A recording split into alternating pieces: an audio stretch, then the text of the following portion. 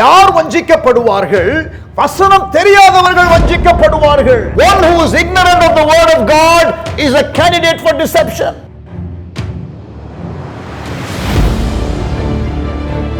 நீங்கள் பாவம் செய்யாமல் இருப்பதற்கு தேவனுடைய வசனம் உங்கள் உள்ளத்திலே இருக்க வேண்டும். You have to hide the word of God in your heart so that you can live a holy life.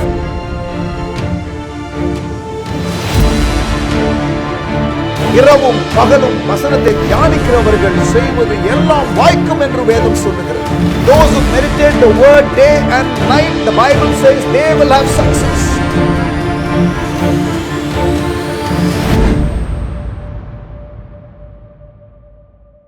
வாழ்வும் வசனமும் நிகழ்ச்சிக்கு ஆண்டவர் இயேசுவின் நாமத்தில் உங்கள் யாவரையும் அன்புடன் வரவேற்கின்றேன். கர்த்தர் உங்களை ஆசீர்வதிப்பாராக. ஒவ்வொரு நாளும் இப்படி உங்களோடு கூட வசனத்தை பகிர்ந்து கொள்ளுகிற பாக்கியத்தை ஆண்டவர் கொடுத்ததற்காக ஆண்டவரை நான் ஸ்தோத்தரிக்கின்றேன். பிரியமானவர்களே, இன்றைக்கு 31 ஜூலை, 7வது மாதத்தினுடைய கடைசி நாள். இன்னும் அரை மணி நேரத்தில், 3/4 மணி நேரத்தில் we will be entering the 8th month.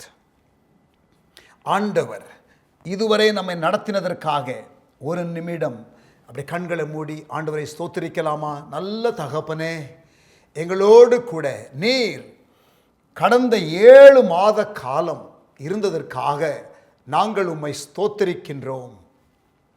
ஆண்டவரே, இந்த 8வது மாதத்திற்குள்ளே நாங்கள் பிரவேசிக்க போகிறோம்.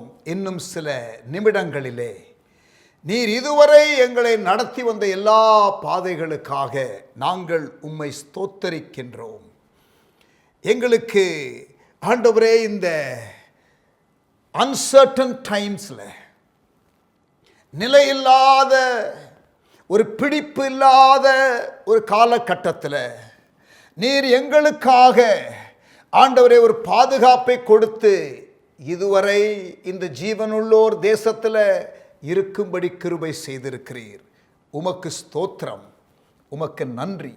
ஆண்டவரே, வருகிற மாதம் சுதந்திர தினத்தை கொண்டாடுகிற மாதம், இண்டிபெண்டன்ஸ் டே என்று கொண்டாடுகிற ஒரு காலம். சென்னையிலே வாழுகிற நாங்கள் ஆண்டவரே சென்னை டே செலிப்ரேட் பண்ணுகிற ஒரு மாதம். தகப்பனே, எஞ்சிய 5 மாதங்கள் இந்த 2021 இந்த எழுப்புதலின் 10 ஆண்டு காலகட்டத்தில், இந்த first year of the decade, ஆண்டவரே 7 மாதத்தை கடந்து 8வது மாதத்திற்குள்ளே பிரவேசிக்கிற எங்களை நீர் ஆசீர்வதிக்கும்படி ஜெபிக்கிறோம். உங்கள் ஆசீர்வாத கரம் எங்கள் மீது இருக்கும்படி ஜெபிக்கிறோம். தேவரீர் எங்களை ஆசீர்வதியும். தேவரீர் எங்கள் எல்லைகளை பெரிதாக்கும். தேவரீர் உங்கள் கரம் எங்களோடு கூட இருக்கட்டும். தீங்கு துக்கப்படுத்தாதபடி எங்களை காத்துக்கொள்ளுவீராக. அற்புதத்தை ஒவ்வொரு நாளும் எங்கள் வாழ்க்கையிலே செய்து எங்களை மகிழ பண்ணுவீராக. உங்கள் அன்பு கரத்தில் ஆண்டவரே எங்களை விட்டு கொடுக்கிறோம். ஆவியானவருடைய வழி நடத்துதல், guidance of the holy spirit, அன்றாட வாழ்க்கையிலே ஆவியானவருக்கு பிலிப்பு கீழ்ப்படிந்தது போல ஆண்டவரை கீழ்ப்படிதலை குறித்து எங்களுக்கு கற்றுக் கொடுத்து வருகிறீர். ஆண்டவரே, நாங்கள் கீழ்ப்படிந்து ஆசீர்வாதத்தை பெற்றுக்கொள்ள எங்களுக்கு உதவி செய்வீராக. இந்த வருட இறுதிக்குள்ள நாங்கள் எதிர்பார்க்கிற பிரேக் த்ரூஸ் எங்களுக்கு வர, நாங்கள் உமக்கு கீழ்ப்படுகிறதுனாலே நாங்கள் அந்த நன்மையை பெற்றுக்கொள்ள எங்களுக்கு அனுக்கிரகம் செய்வீராக. இயேசுவின் நாமத்தில் ஜெபிக்கிறோம் நல்ல பிதாவே, ஆமேன். பிரியமானவர்களே, மறுபடியுமாக இந்த வாழ்வும் வசனமும் நிகழ்ச்சியில் ஆண்டவர் நம்மோடு கூட பேசுவாராக. ஒவ்வொரு நாளும் பேசிக்கொண்டே வருகிறார்.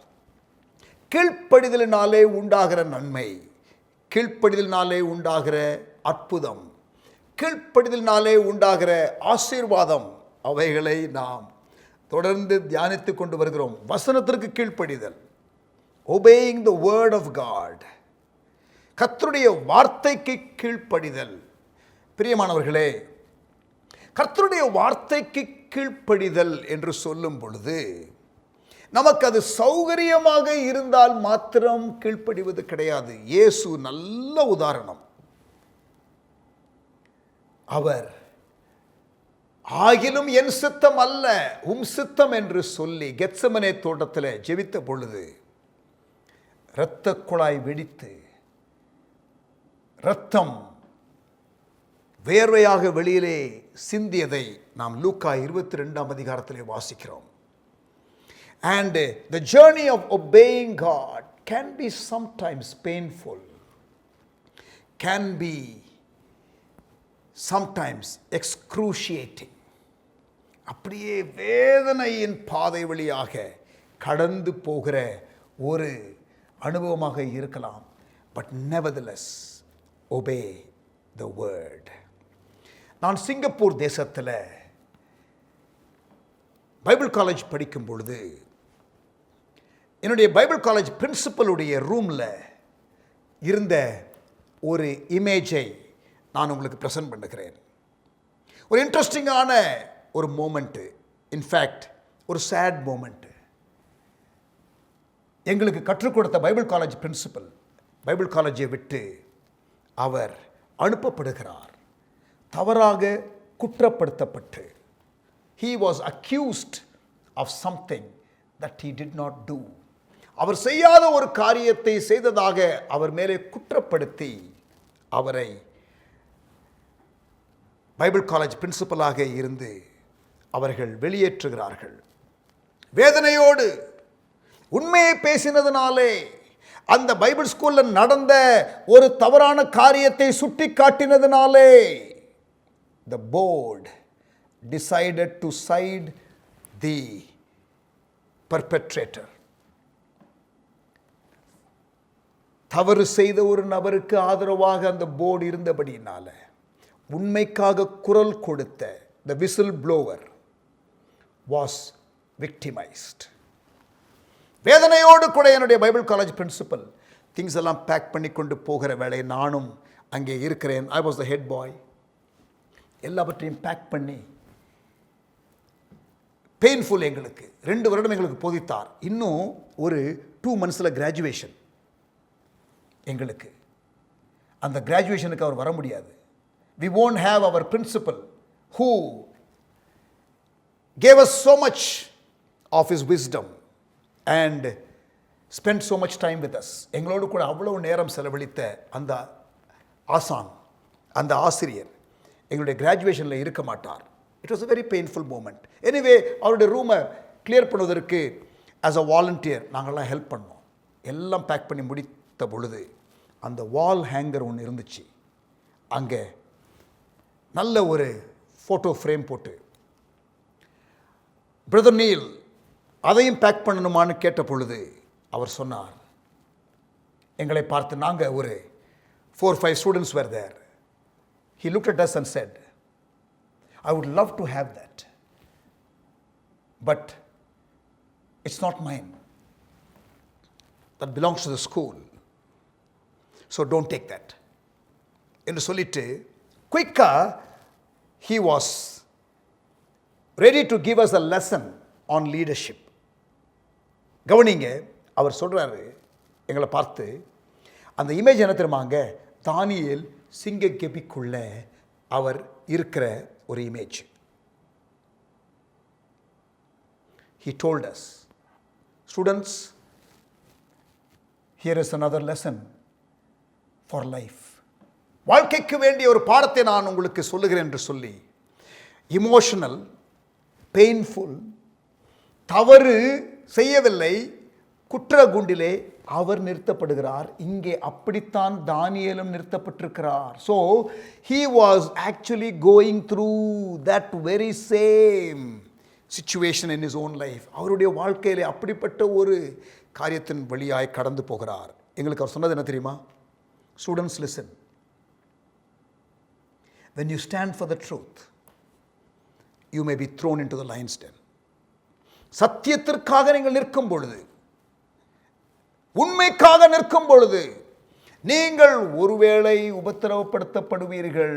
நீங்கள் ஒருவேளை இப்படி கடினமான வேதனையான சூழ்நிலைக்குள்ளே தள்ளப்படுவீர்கள். You might be thrown into the lion's den when you stand for the truth, when you speak the truth. சொல்லிட்டு குயிக்காக சொன்னாரு, but nevertheless stand for the truth. ஆகிலும் உண்மைக்காக நில்லுங்கள், சத்தியத்திற்காக நில்லுங்கள், வேதனைப்பட்டாலும் பரவாயில்லை நில்லுங்கள் என்று எங்களுக்கு சொன்னார். பிரியமானவர்களே, doing the will of God is not easy. இயேசுவுக்கு சிலுவை தான் தேவ சித்தம். அவர் மரண பரியந்தம் கீழ்ப்படிந்தார் என்று வேதம் சொல்லுகிறது. எவ்வளவு கீழ்ப்படியணும்? என்னுடைய பைபிள் காலேஜில் ஒரு ஸ்டூடெண்ட் ஏதோ தப்பு பண்ணிக்கிட்டே இருந்தான். அவனை கூப்பிட்டு நான் வார்ன் பண்ணேன். அவனுக்கு கோவம் வந்துருச்சு. நீங்கள் இப்படிலாம் நீங்கள் ஒவ்வொன்றையும் நீங்கள் சும்மா அப்படி சொல்லிகிட்டே இருந்தீங்கன்னா இதெல்லாம் சரி வராதுன்னு சொல்லிட்டு அவன் கோவப்பட்டு அவன் என்ன பண்ணிட்டான், போயிட்டான். நான் அனுப்பி தந்த பாஸ்டர்கிட்ட சொன்னேன், ஃபோன் பண்ணி, பாஸ்டர் இந்த மாதிரி நாங்கள் கரெக்ட் பண்ண ட்ரை பண்ணோம், அவன் உடனே ரியாக்ட் பண்ணி போயிட்டான் பாஸ்டர் அப்படின்னு சொன்னேன். எங்கே போயிட போகிறான், என்கிட்ட தானே வருவான், நான் பார்த்துக்கிடுறேன் அப்படின்னு சொல்லிட்டாரு. அங்கே போய் பயங்கரமாக குதிச்சிருக்கான். என்ன அவர் இஷ்டத்துக்கும் அவர் இல்லை, என்னுடைய பர்சனல் லைஃப்லலாம் அவர் தலையிடுறாரு. என்ன பர்சனல் லைஃப்பில் தலையிடுறோம் தெரியுமா?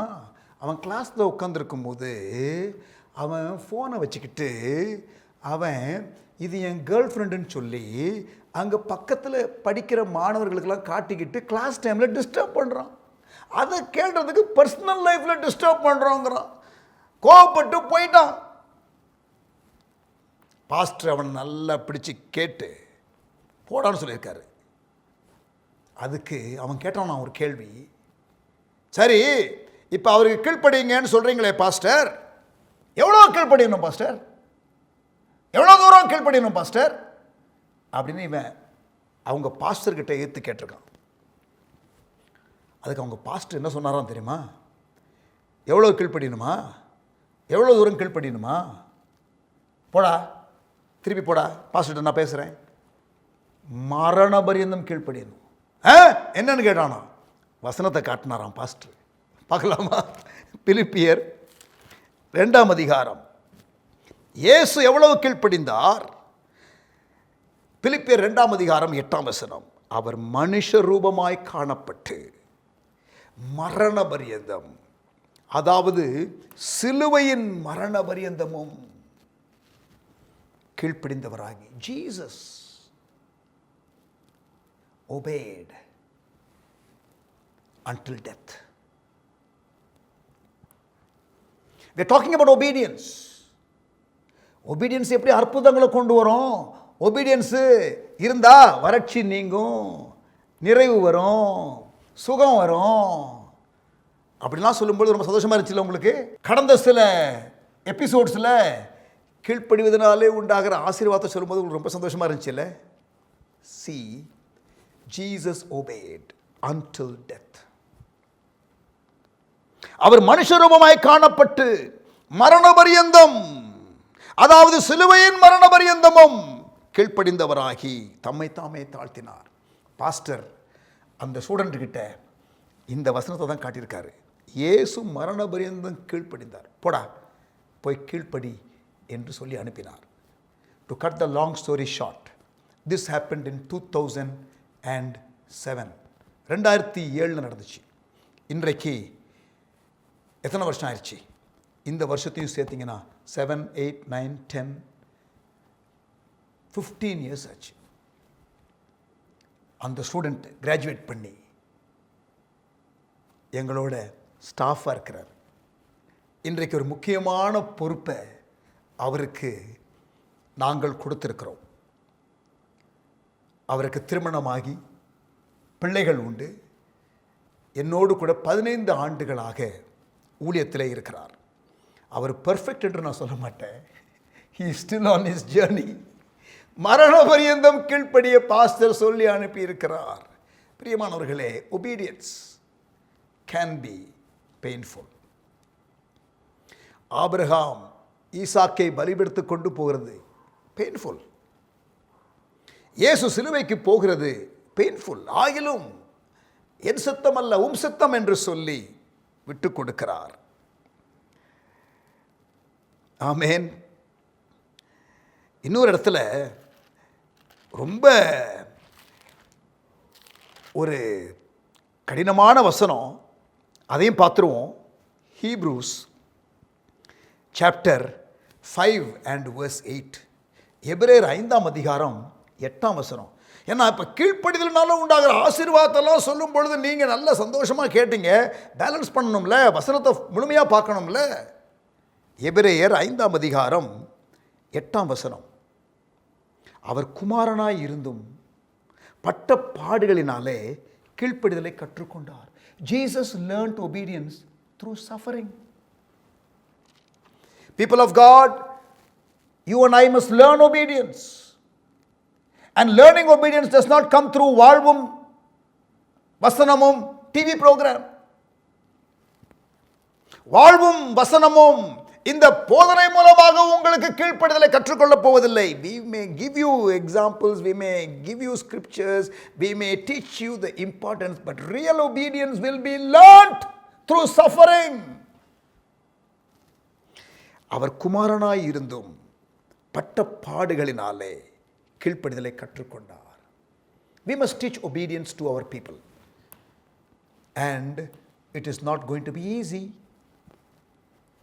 They may scream, they may yell, they may react. The modern generation கீழ்ப்படிதலை குறித்து பேசும் பொழுது இல்லை, ask for our opinion என்று கேட்கிற ஒரு generation. But we cannot run away from the biblical principle of obedience. கீழ்ப்படிதல். பிரியமானவர்களை கவனிங்க, வெரி பவர்ஃபுல்ல. இயேசு மரண பரியந்தம், சிலுவை மரண பரியந்தம் கீழ்ப்படிந்தார் என்று பிலிப்பியர் 2ஆம் அதிகாரத்தில் வாசிக்கிறோம். இங்கே எபிரேயர் 5ஆம் அதிகாரம் 8ஆம் வசனத்தில் அவர் குமாரனாயிருந்தும் பட்ட பாடுகளினாலே கீழ்ப்படிதலை கற்றுக்கொண்டார். As a leader, I am committed to teach obedience to my team. As a pastor, I am responsible to teach obedience to my congregation. As a Bible teacher, I am committed to teaching obedience to you. நான் சொல்லுகிற சில காரியம் உங்களுக்கு கடினமாக இருக்கலாம், அது suffering போல இருக்கலாம். ஐயோ கஷ்டமாக இருக்குமே அவங்களுக்கு, அதனால் ஆசீர்வாதமான வார்த்தையே சொல்லிட்டு போயிடுவோம் அப்படின்னு நான் சொன்னேன்னா நான் உங்களுக்கு கீழ்ப்படிதலை கற்றுக் கொடுக்கவில்லை. மிட்டாயே வாங்கி கொடுத்து கொண்டிருந்த அப்பாவா இருந்தா he is a bad father.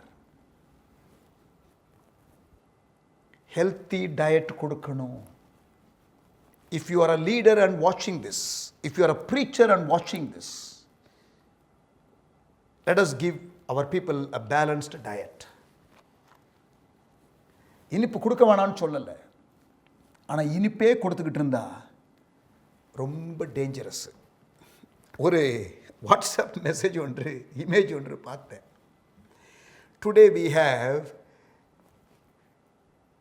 a lot of believers with spiritual diabetes because of sugar coated sermons அப்படின்னு போட்டிருந்துச்சு. இன்றைக்கு ஆவிக்குரிய சக்கரவியாதி வந்த அநேக விசுவாசிகள் இருக்கிறார்கள் என்றும், அது எதனாலே என்றால் இனிப்பு கலந்த பிரசங்கங்களை மட்டுமே போதிக்கிற போதகர்களினாலே. Something to think about for me as a preacher. Amen. பிரியமானவர்களே, will of God is not attractive. தேவ சித்தம் எப்பொழுதுமே அது அட்ராக்டிவாக இருக்க போறதில்லை, கஷ்டம். இங்கே பாருங்க, சமாரியாவில் எழுப்புதல் யாரு? பிலிப்பு. ஆண்டவர் வல்லமையாக பயன்படுத்தினார். God is using him mightily. நன்றாக வல்லமையாக தேவனால் பயன்படுத்தப்படுகிற ஒரு பாத்திரம் யாரு? பிலிப்பு. Revivalist. City is experiencing joy. Demons are leaving. People are being healed. சுகம் பெற்றுக்கொள்கிறார்கள் மக்கள். பிசாசு பிடியிலிருந்து மக்கள் விடுதலை பெறுகிறார்கள். பட்டணத்திலே சந்தோஷம் என்று வாசிக்கிறோம். அப்போஸ்தலர் 8ஆம் அதிகாரம். In the midst of all that revival, you know what? The Spirit of the Lord is calling Philip to the desert. எழுப்புதல் அதுல மெயின் ஹீரோ யாரு? பிலிப்பு. The spotlight is on him and he is the one who is preaching. ஆண்டவர் பயன்படுத்துகிற பாத்திரம். Revival சிட்டியில என் மூலமாகத்தான் என்று சொல்லக்கூடிய அளவிலே பிலிப்பு இருக்கும் பொழுது ஆவியானவர் வனாந்திரத்திற்கு போ என்று சொல்லுகிறார். ஆண்டவரே, வனாந்திரத்துக்கா?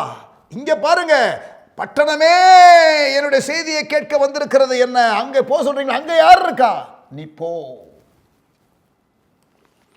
அப்படி ஆர்கியூ பண்ணதாக பைபிள்ல இல்லை. ஆவியானவர் சொன்ன உடனே புறப்பட்டு போனான் பிலிப்பு. காலம் சென்ற எமில் ஜெபசிங் அண்ணன் அவங்களோடு கூட சில ஆண்டுகள் நெருக்கமாக இருக்க ஆண்டு உதவி செய்தார்.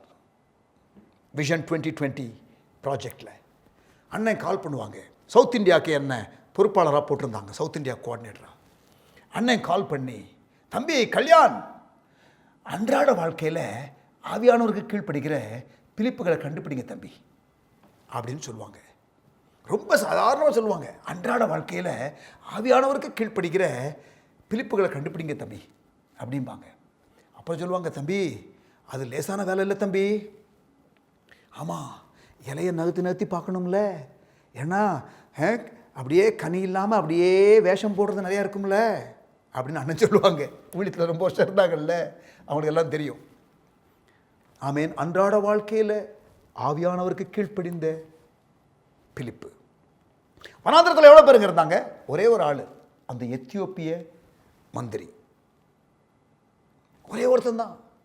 இங்க இவ்வளவு பேர் இருக்கிறாங்களே. will of God for that moment for Philip was to go to the wilderness. ஆவியானவர் கொண்டு போறார். அங்க எத்தனை பேர்? ஒரு ஆள். அவன் ரட்சிக்கப்பட்டானா? S, 100% result. பிரியமானவர்களே, அங்க ஒரு ஆள் தான் இருந்தான், ரட்சிக்கப்பட்டான். இங்க பட்டணத்தில் எல்லாரும் ரட்சிக்கப்பட்டாங்கன்னு இல்லையே. when the Holy Spirit leads, it is not about numbers, it is not about crowd, it's about the percentage of success when you obey God. அங்கே அந்த மந்திரி ரட்சிக்கப்பட்டார். பிரியமானவர்களே, கர்த்தருக்கு கீழ்ப்படிதலை குறித்து நாம் பேசிக்கொண்டிருக்கிறோம். கீழ்ப்படியாமையினாலே உண்டாகிற விளைவுகள், அதை நாளை தினத்திலே நாம் பார்க்க போகிறோம். பிரியமானவர்களே, இன்றைக்கு சனிக்கிழமை இரவு, நாளை காலை உங்களுக்கு ஆராதனை இல்லையா? எல்லாருக்குமே ஆராதனை. உலகமெங்கிலும் உள்ள எல்லா திருச்சபைகளிலும் கர்த்தருடைய வார்த்தை உண்டாகும்படி ஜெபிக்கலாமா? Before we close, our program is about to come to an end. எல்லா ஆராதனைகளுக்காக சனிக்கிழமை தோறும் நான் கூடுமானவரை இந்த ப்ரோக்ராமில் திருச்சபை ஆராதனைகளுக்காக ஜெபிக்க நான் கவனமாக இருக்கிறேன். ஜெபிக்கலாமா? எல்லாரும் கண்களை மூடி, ஆண்டவரே, நாளை காலையில் சுகர் கோட்டட் மெசேஜ், ஆண்டவரே அப்பா அதை மட்டும் கொடுக்கிற சபைகளாக இருந்தா, ஆண்டவரே நாளைய தினத்தில் ஆவியானவர் பிரசங்கியார் மூலம் எப்படி ஆகிலும் ஆண்டவரே சரியான வார்த்தைகளை பேசும். எப்பொழுதும் கடினமான வார்த்தைகளையே பேசிக்கொண்டிருந்தால் ஆண்டவரே உம்முடைய ஆசீர்வாத வார்த்தைகளையும் பேச கற்றுத்தாரும். எல்லா தேவனுடைய ஊழியர்களும் தேவனுடைய வார்த்தையை ஆண்டவரே கலப்படம் இல்லாமல் தெளிவாக போதிக்க கர்த்தர் அனுக்கிரகம் செய்வீராக. கர்த்தர் கிருபை செய்வீராக.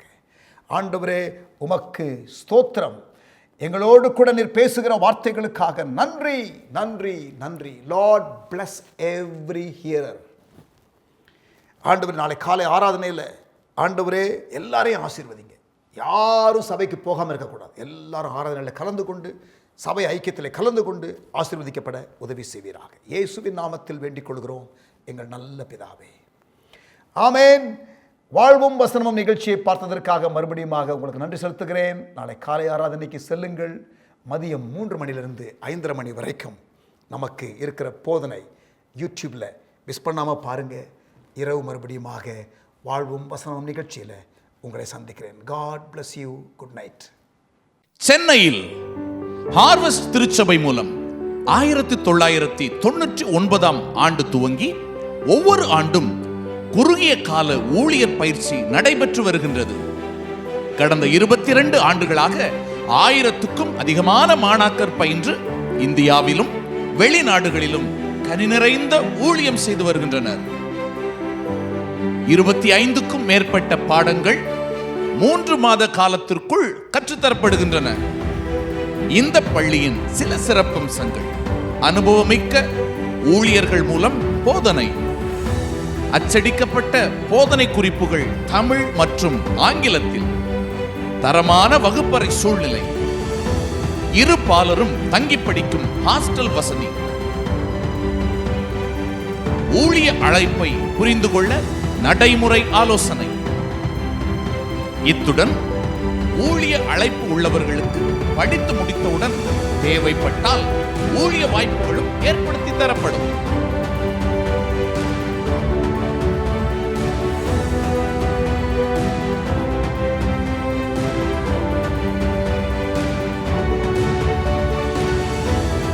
பதினெட்டு வயதிற்கு மேற்பட்ட ரட்சிக்கப்பட்ட எந்த வயதினரும் சேர்ந்து படிக்கலாம்.